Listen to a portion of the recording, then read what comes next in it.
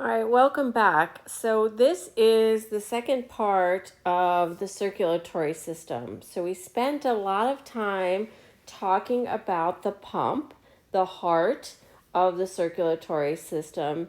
And now we're going to move on and talk about this series of tubes that are going to move the blood throughout the body. So, in the previous lecture, I gave you an introduction on what the functions are of the heart, and that primarily it is to move nutrients throughout the body and also to remove waste. And what I'm going to go on to show you is that it is at the capillary beds. That's sort of the business end of where these vessels will meet up. This is the only place where these nutrients and wastes are exchanged. All right, so let's do an introduction first. So you can break down the circulatory system into two circuits. And I alluded to these circuits in the very first lecture, where we started talking about the pulmonary circuit, which is bringing blood to the lungs and back to get oxygenated. And then there's the systemic circuit. So this is blood going everywhere else in the body and then back to the heart. So you could draw a simple diagram of what is going on. So if you have the heart here, we can see that, I'm going to just bear with me here with the color changes. So you're going to get oxygen poor blood going to the lungs, and then it will come back to the heart after it's been oxygenated. So blue is showing you oxygen poor. So this is oxygen poor, and this is oxygen rich. I didn't change the colors. And then what you have is the heart is going to the rest of the body. We can call it all of the body systems, all of the organs, the tissues, and the glands. We are going to bring oxygen-rich blood, and then it's going to return back to the heart as oxygen-poor blood. And this, it's going to be, what I'm going to show you is that it's at those capillary beds that you're going to get this exchange of nutrients and oxygen. So blood is being pumped to both circuits at the same time. So the right side of the heart is pumping to the lungs, and the left side of the heart is pumping to the rest of the body. And this occurs at every heartbeat. All right, and now this brings us to the definition of arteries and veins, which I talked about a little bit when we were in the heart lecture. And an artery is a vessel that transports blood away from the heart. So you have, I can change this color so we don't get confused here. An artery is going to transport blood away from the heart. Okay, and this definition has nothing to do with whether it's oxygenated or not, because the pulmonary artery is bringing oxygen poor blood to the lungs, but it's called the pulmonary artery because it's transporting blood away from the heart. Okay, and then the aorta, which only sees oxygenated blood, but again, the definition is based on the direction. So we don't define an artery by what kind of blood is in it. All right, the other thing that we can add to it is that the arteries are going toward capillary beds, and veins, the blood is going away from the capillary bed, because again, it's at the capillary bed where we're going to get this exchange. And I'm going to go on to show you what a capillary bed is and how that works, but we need to set up these kind of definitions first. All right, so blood vessels. So now we're going to go into the anatomy of the blood vessels. Okay, so I'm right here. So I'm going to go on to show you that the blood vessels, we're not talking about capillaries, we're talking about arteries and veins right now, consists of layers or tunics. And I'll show you pictures of this. And then, we've talked about this idea before where if you have kind of a thicker tissue or even a vessel for that matter, it's going to need its own blood supply. So I'm going to show you what I mean by vasovasorum in a minute. All right, so let's talk about these. I'm going to start talking about these layers that make up the blood vessels. They're also called tunics. All right, so there are three layers to blood vessels. Okay, so these are the characteristics of these layers. There's what's called a tunica intima. Intima meaning the innermost layer. Okay, this is a pretty thin layer usually. It is composed of simple squamous endothelium. Remember I told you what endothelium means. So anytime it's going to be in contact with blood, we call it an endothelium. So it's a very thin layer composed of simple squamous endothelium in the vessel. The next layer, the middle layer, is called the tunica media. Okay, the media is for the middle. And this layer consists mostly of smooth muscle. And if you remember, we don't have control over smooth muscle. That is controlled by the autonomic nervous system. And this will allow these vessels to, so there can be vasoconstriction or vasodilation depending on the needs of our body. Okay, so this will be modulated by the nervous system. And then we have the outermost layer, which is, there's two names for it. It's either called the tunica adventitia, or it's also called the tunica externa. It doesn't matter to me which term you use.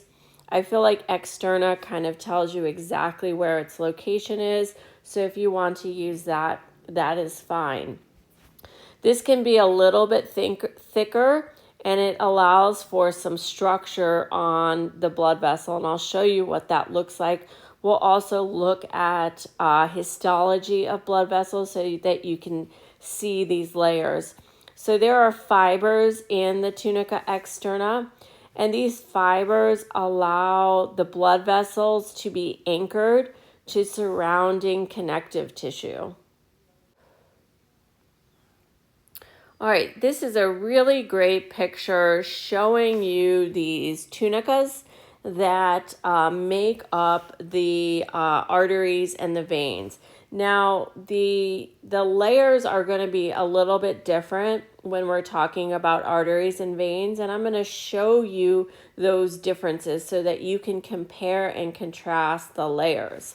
But just to get a basic understanding here, so here is the tunica intima. Again, it is that innermost layer. It is the layer closest to the blood that is flowing through there. That is that simple squamous endothelium. And then, you just heard my dog jump off my bed. Then you have the tunica media. That's the middle layer, and that is smooth muscle, right? Because there are going to be times where we want to vasoconstrict or vasodilate. And then The outer layer, which has some fibers to it, which you can see in this picture, is going to cause or give it some structure. That is called the tunica adventitia or the tunica externa. Those are the three general layers of the arteries and the veins. All right, so now we can go ahead and define this term of vasorum. What this means is vessels among vessels. So because some of these vessels are so large, we can't use simple diffusion again. It's kind of like the blood supply that the heart needed on the outside wall, that coronary blood supply. These large vessels like the aorta, the vena cava, the superior inferior vena cava, these vessels are so large and so thick that they actually need their own blood supply, which is what you see pictured in these various diagrams right here, showing you that these vessels also have, the larger vessels only, have their own blood supply, and that is called a vasa vasorum, or vessels among vessels. And this is to ensure that the cells or the tissue that is on the outermost layers, that those cells are also receiving nutrients and being able to exchange waste. All right, so let's talk about some of the distinguishing features between arteries and veins, and then I'll go on to show you some pictures, okay? So in general, the vessel wall of arteries are much thicker than veins, all right? They have a lot more structure. They have more smooth muscle in them, okay? Because arteries have the ability to vasodilate or vasoconstrict. So you're going to see a thicker, smooth muscle layer in arteries. All right, let's talk. So that's the difference in vessel walls. There's also a difference between the lumen. So that's the center, the diameter of the vessel. So arteries have somewhat of a larger lumen, and they maintain their shape. And usually when we're looking at arteries and veins in histology, the arteries will maintain their circular shape when you look at them under the microscope. But the veins, they will typically collapse. So they'll have kind of an odd appearance to them. Again, arteries are going to maintain their shape. Veins typically collapse pretty easily when they're being prepared for microscopy. And then the lining of the vessels is a little bit different. So you'll see that within arteries, so that endothelial lining, the tunica intima, they have these pleated folds. So you'll see these like little pleated folds. It's kind of hard to see under the microscope, but I'm pretty sure we should be able to see it. And that is not the case for veins. Okay, so you're going to see this in case the lumen needs to get a little bit bigger. It has the ability to kind of stretch out. So I want to make sure that you put some on here. Some of the arteries will contain additional elastic membranes, okay? So some of the larger arteries, and this is really, and I have this pointed out in other slides too, some of the large arteries contain extra layers of elastic membranes in the tunica media. So there's what's called an external elastic membrane and an internal elastic membrane. And what these membranes are doing is they're allowing the arteries to stretch and recoil depending on the blood pressure. Okay, so that's important for those large arteries that are coming off of the heart. They need to be able to stretch and then recoil back into their original shape. And then finally, another major difference between arteries and veins is that veins are going to have valves, because veins are not under pressure like arteries are. So there can be a lot of blood pressure in arteries. That's not the case with veins. So many of our veins, especially in our extremities, like our lower legs, there's going to be these one-way valves, and this is going to prevent backflow of blood so that blood doesn't pool in our arms and our legs. And arteries do not have this. All right, so now we can take a look histologically at what this looks like. So on the left here, we have a cartoon picture of an artery. And on the right, we have an image of the vein. And so here in the middle is the histology. So you can see the artery here on the left and the vein on the right. And you can see some of these characteristics that I was referring to. So the artery has this kind of, let me change my color, has this thick tunica media. That's that smooth muscle. There's more smooth muscle in the artery. You don't see that as much in the vein. You can also see that the vein has somewhat collapsed and lost its shape, while the artery is going to maintain its shape. So I'm going to work through some of the differences. We're going to continue to talk about the differences of arteries and veins, but I want to get into more specific details about the different types of arteries and the different types of veins. But before I do that, we can still point out the three layers. There's the adventitia, here's the tunica media, and here's the tunica intima. It's highlighting the smooth muscle here. It's much thicker in arteries compared to veins. It's much thinner. I have one other image where it's showing it to you in a more circular format so that you can see the differences. Again, I think it's a good idea to do a compare and contrast so that you understand the differences between arteries and veins. But you can see that the arteries are thicker than veins. They have more of that smooth muscle. There are no valves. The lumen is a little bit smaller. It kind of also depends on the artery. And blood is flowing under higher pressure. And then in the veins, you can see that they are thinner. They're not going to contain elastic membranes. And there are valves present, again, to prevent backflow. And then veins are also under much lower pressure. So now we can talk about the different types of arteries and the different types of veins. Now, this is a really great image from your textbook that outlines the different types of arteries and veins that you will find. And I've arranged my lectures to go systematically through these. So we're going to kind of take a tour of the different blood vessels that leave the heart and return to the heart.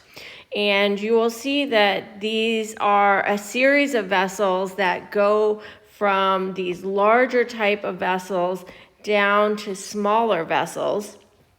They're going to meet at the capillaries. So we'll spend some time talking about each of the types of arteries that I've listed here.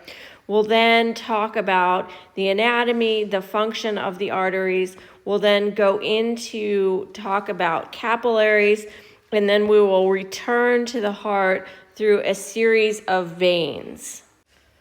So let's first talk about the different types of arteries.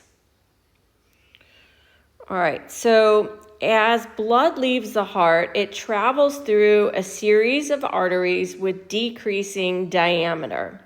So the largest of the arteries are the elastic arteries. Then they will merge into muscular arteries. And then finally, they will transition into arterioles. So let's take a look at each of these. So the elastic arteries are the largest vessels. They have the largest diameter. And these elastic arteries are named elastic because they contain those extra elastic membranes in both the tunica media and the tunica intima. And I'll show you a picture of these. They're very resilient and they tolerate pressure changes during the cardiac cycle. So these are examples of these are the large arteries that are coming from the heart, such as the aorta, the brachiocephalic trunk, and the pulmonary trunk.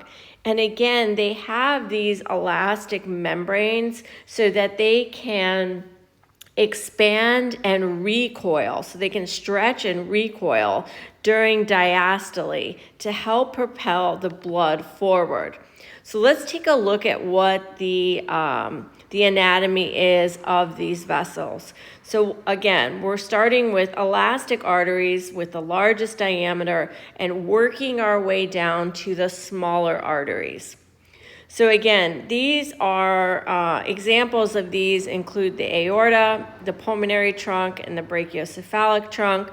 You will see that the aorta during the pig heart dissection, it is almost the size of a garden hose. It is really large. So these elastic arteries are going to again contain these elastic membranes. So you can see those tunicas that I was talking about. So the adventitia is the outer layer. There's a tunica media and then a tunica endothelium. You can see some of these little ripples that I was talking about on the first slide. That gives it the ability to stretch. And then you have these elastic layers here.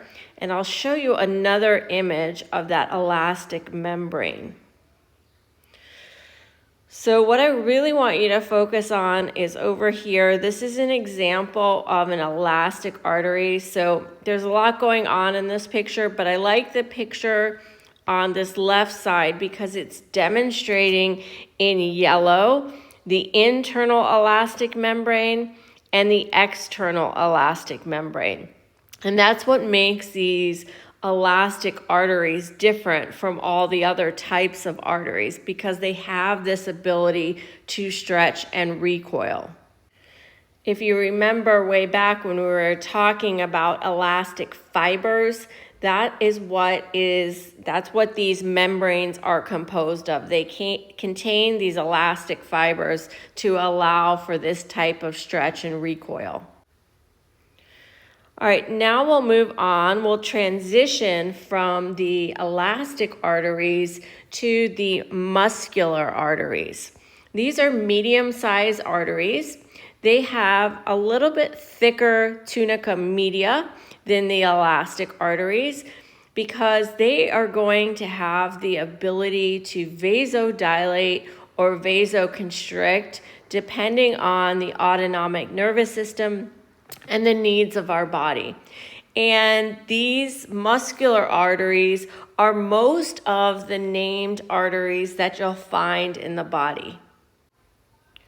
So these include the radial and ulnar artery. I mean, these are just some examples. The external carotid artery, the brachial and femoral artery, and some of the other arteries that are in the abdominal region that service the digestive organs.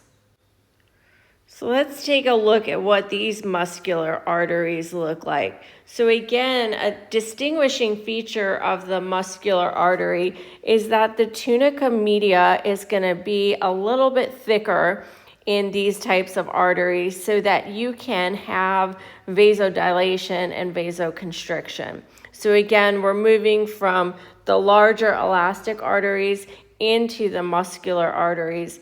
Here are some of the named muscular arteries. All right, And then we will transition from these muscular arteries into arterioles. Arterioles are the smallest of arteries. So they have a very, very thin adventitia, and the tunica media may be incomplete. So it may not be a very thick layer of the tunica media. And I'll show you an image of that next.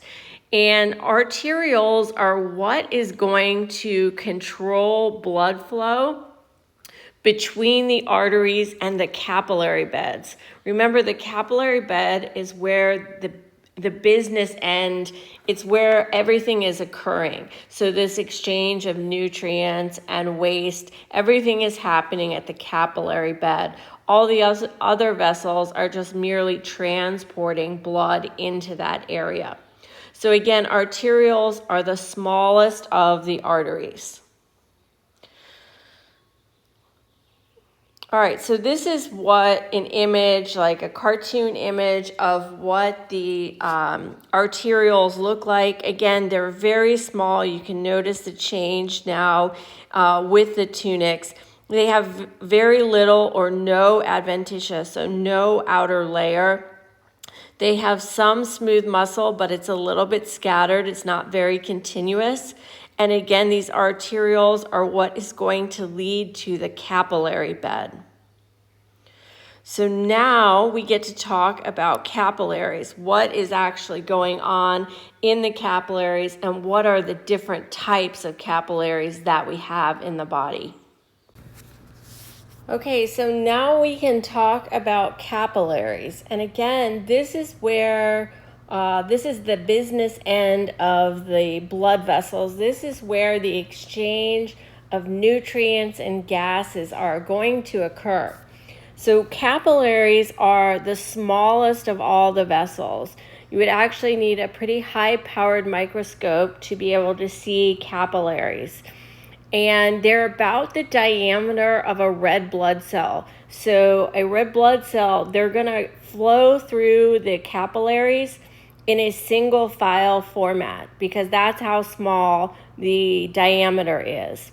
They're also the most delicate of all the blood vessels. So you can see in this diagram here that they lack the tunica adventitia, and they also lack the tunica media. All that these capillaries are simple squamous epithelial cells. Okay, so you can see them here. That's all that the capillaries are, that's their structure. So again, these are the only vessels where nutrients and waste exchange can occur, and this occurs between the blood and the tissues. And I have a few examples listed here of where you're going to find capillaries. So for instance, you'll find them in the lungs. They surround the alveoli, and this is where oxygen and carbon dioxide are exchanged.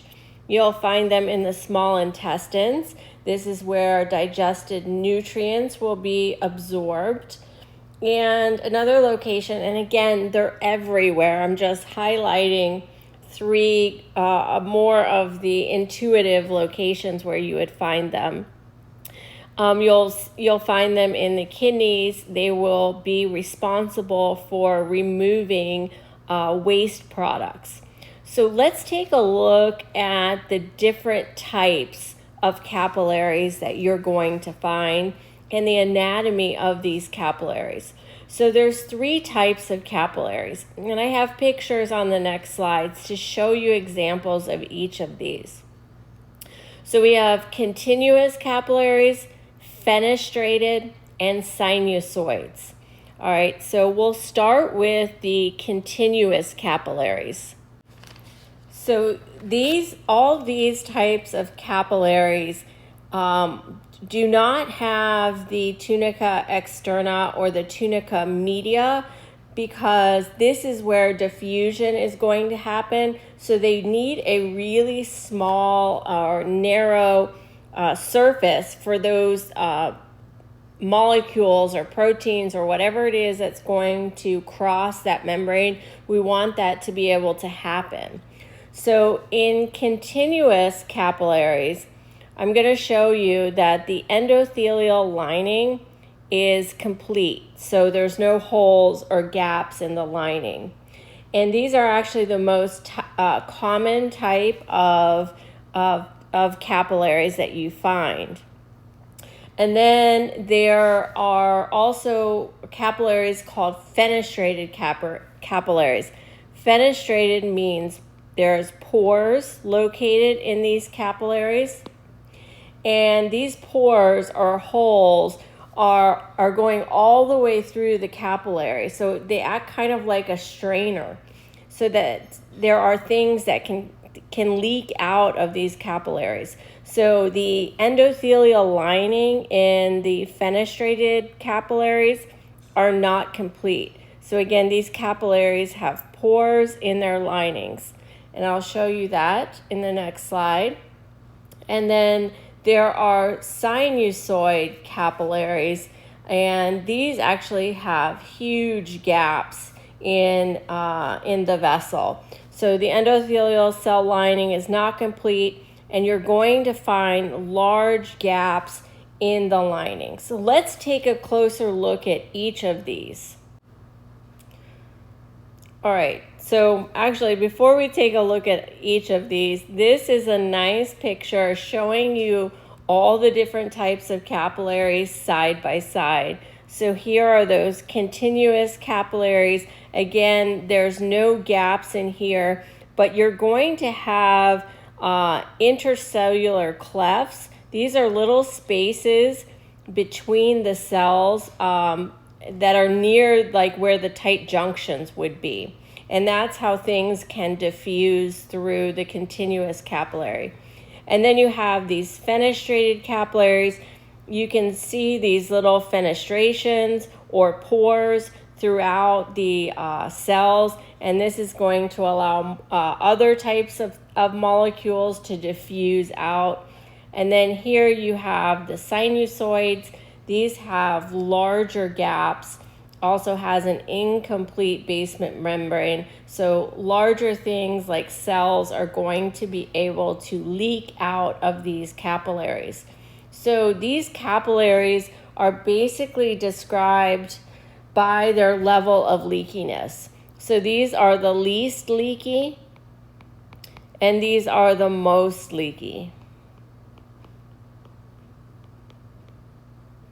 All right, so now we can take a closer look at each of these individually and look at the structure of the capillary. All right, so this diagram is showing you what a continuous capillary looks like. So you can see that the basement membrane is continuous. That's how it got its name. You can also see the endothelial cells here, all right, and they are together, like the cells are held together by tight junctions, right? We talked about that in some of the very first lectures. And within located near the tight junctions are where you're going to find these intercellular clefts. And that is what is going to allow for some diffusion to occur. So again, to highlight some of the important features, these are the least permeable, and they are also the most common.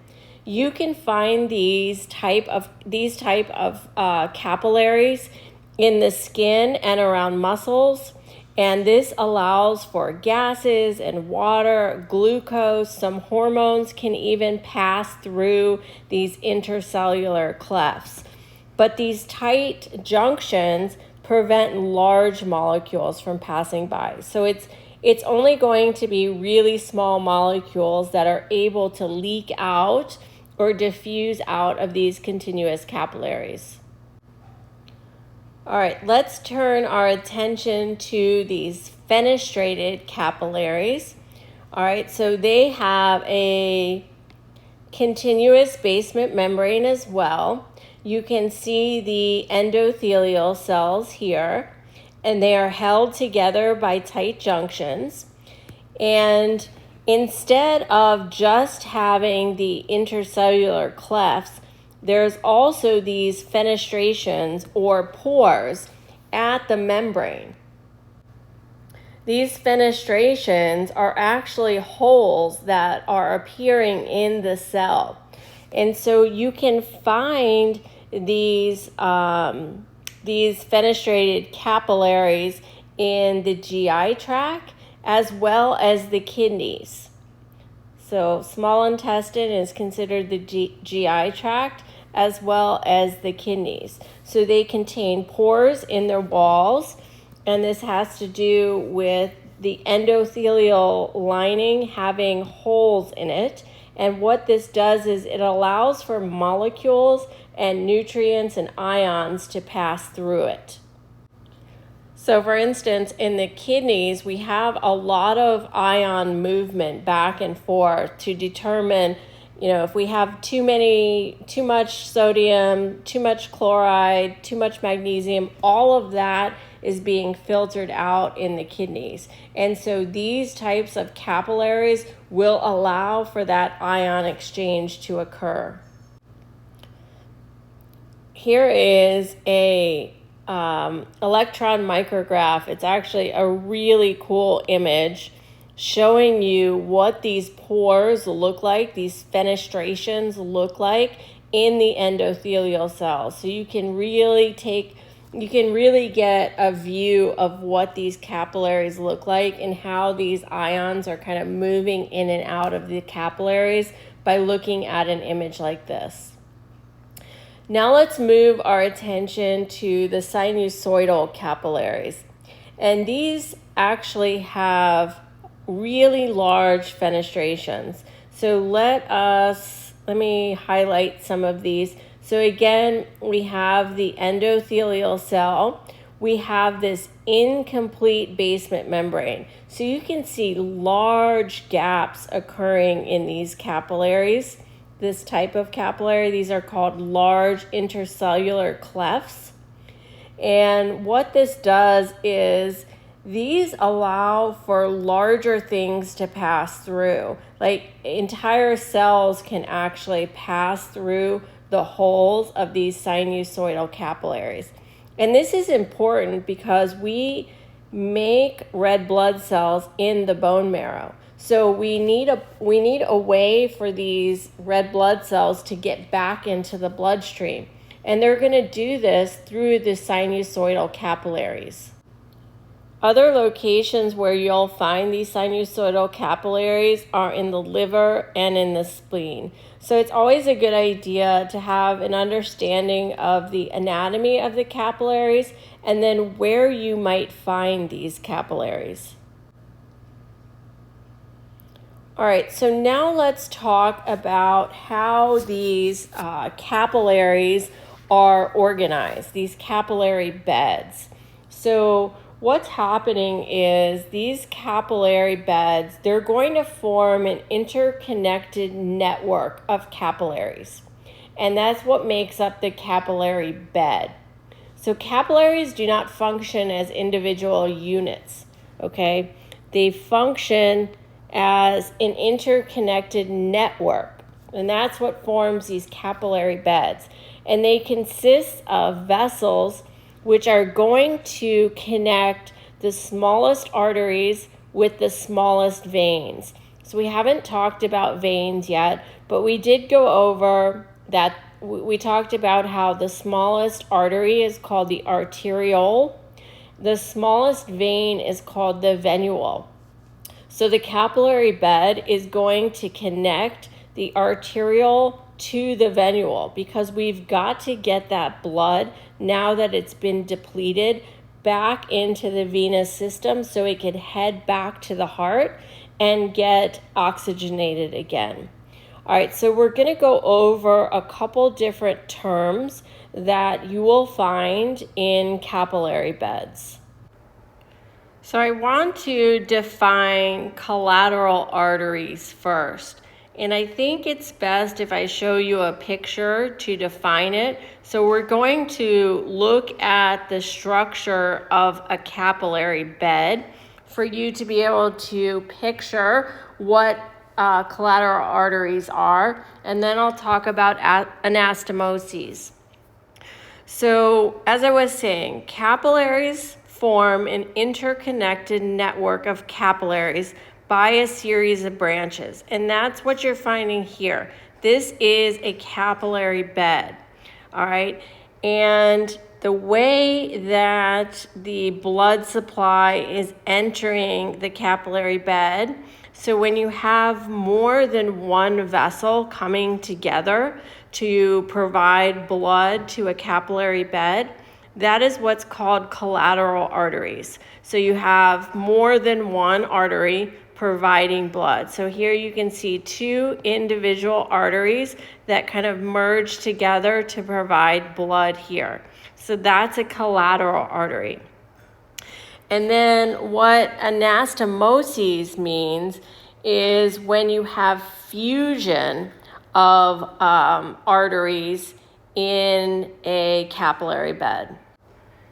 I think I'm going to define arterial anastomoses or venous astomoses by having you think about a roundabout when you're driving. So when you're driving, you've ever encountered some of these roundabouts, you have them like in Carlsbad and other locations, and you have ways to get into the roundabout in various places. So if you think about the roundabout, and then if you think about this being an artery and this being another artery, and they're all feeding into this one main artery right here, that's what anastomoses is. You have a fusion of arteries that are all feeding in and interconnecting. Hopefully that made sense. Which is different from collateral arteries, okay? Collateral arteries is just the joining here of blood supply into one vessel, all right? Anastomoses, think about a roundabout and various entry points, and that's an anastomoses. And you can actually have an arterial anastomoses, and there's actually a really important one in the brain that we'll talk about soon. And you can have a venous anastomoses. And then in addition to all of that, you can have an arterial venous anastomoses where you're actually having an artery fuse with a vein. So that's what is being shown down here, because you have the arterial over here and you have the venule over here, and you're going to have fusion of this vessel. Hopefully those definitions made sense to you.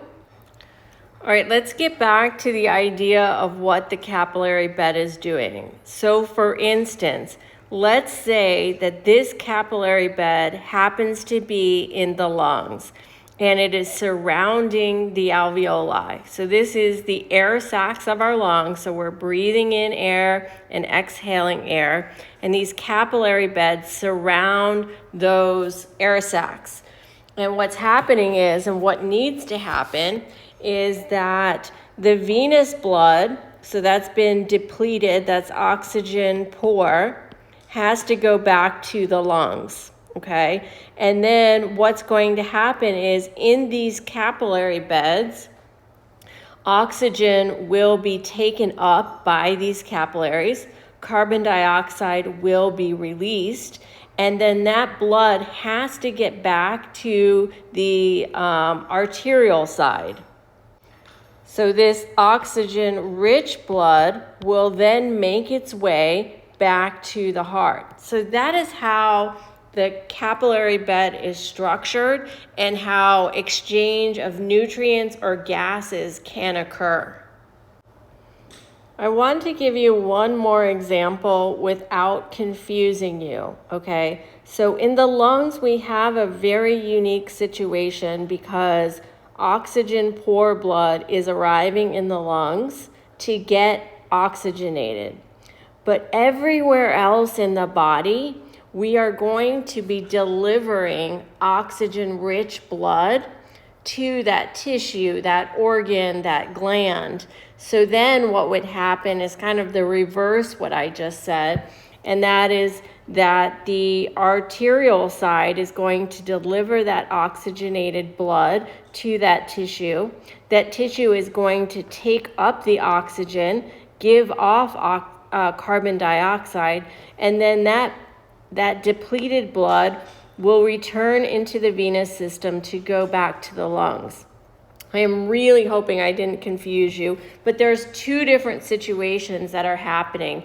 The rest of the body needing oxygen and nutrients, and then the blood going to the lungs to get oxygenated. All right, now we're going to switch our attention to veins. So veins collect blood from tissues, from the capillary bed, and return the blood to the heart.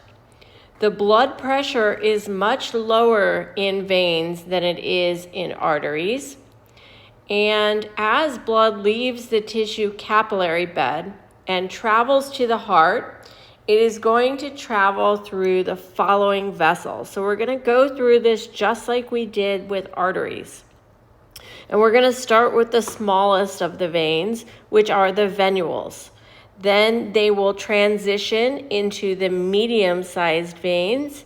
And then finally, they will transition into the large veins before arriving or while they arrive at the heart. All right, so again, here is that diagram. We're going to start here at the venules, and we will work our way up to the large veins. All right, so again, the venules, they are the smallest of the veins, and they are going to collect blood directly from the capillaries.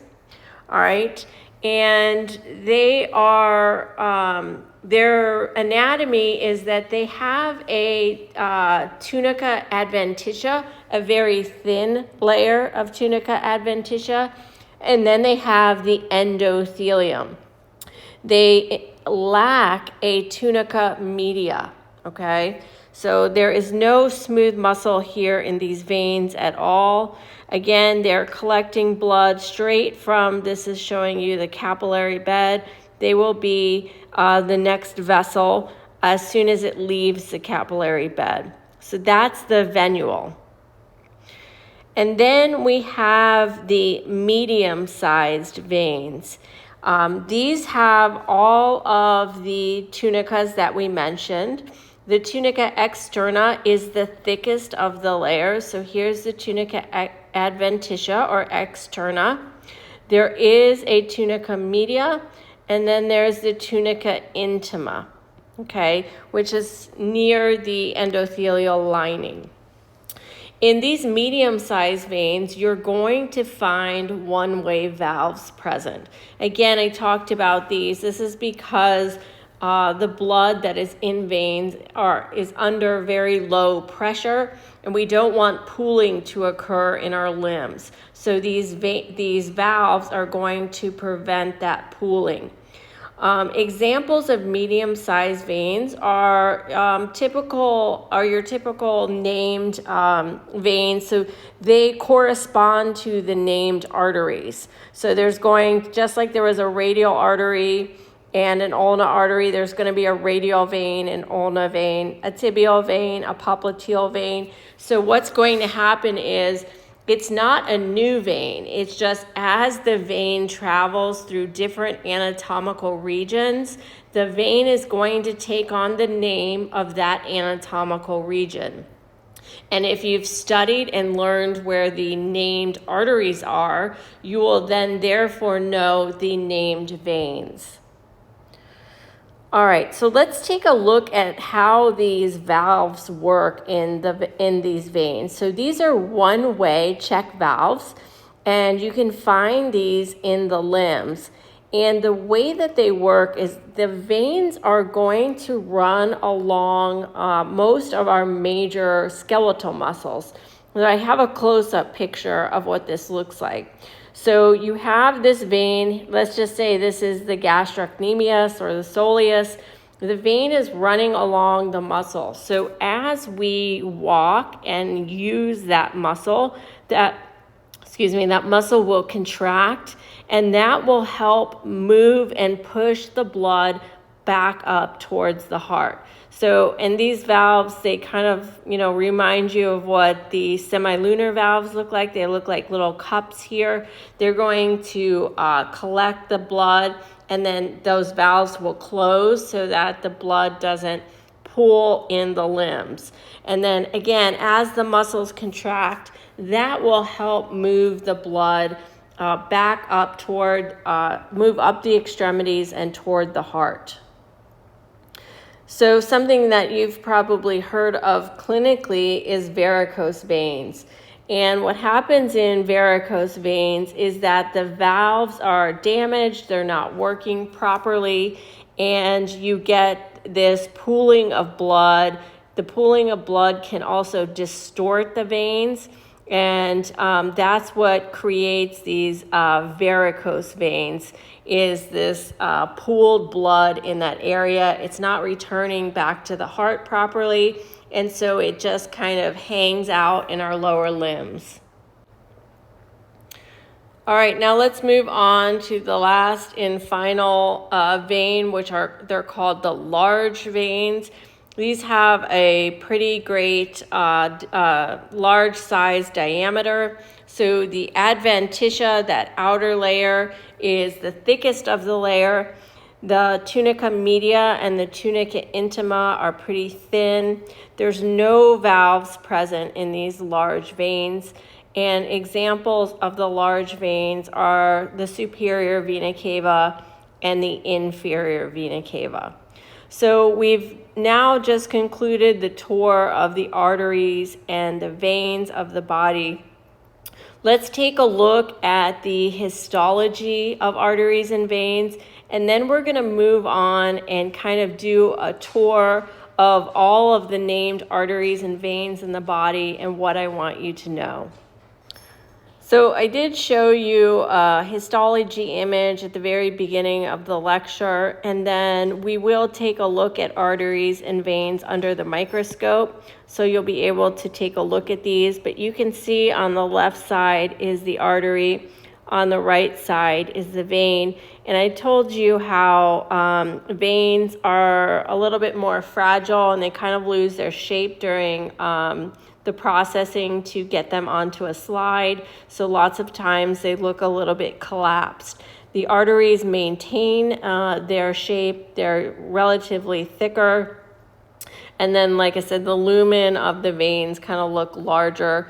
This is an example of the femoral artery and vein.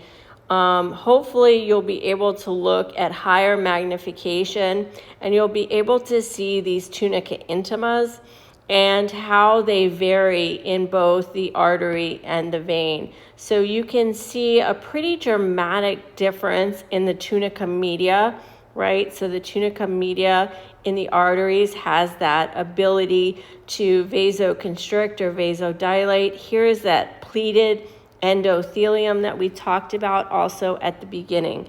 And so you can make out the layers, and hopefully you'll be able to do that in the lab as well. All right, so the last and final topic is to take a tour through the body and begin to work out all of the named arteries and veins that I want you to know. I think I'm going to put this in a separate lecture because I think this lecture is getting long, and then we'll do the tour. That'll be for lab, that you'll have to identify these named arteries and veins. So that'll be a corresponding lecture to help you or give you some guidance for what to do when you get to lab.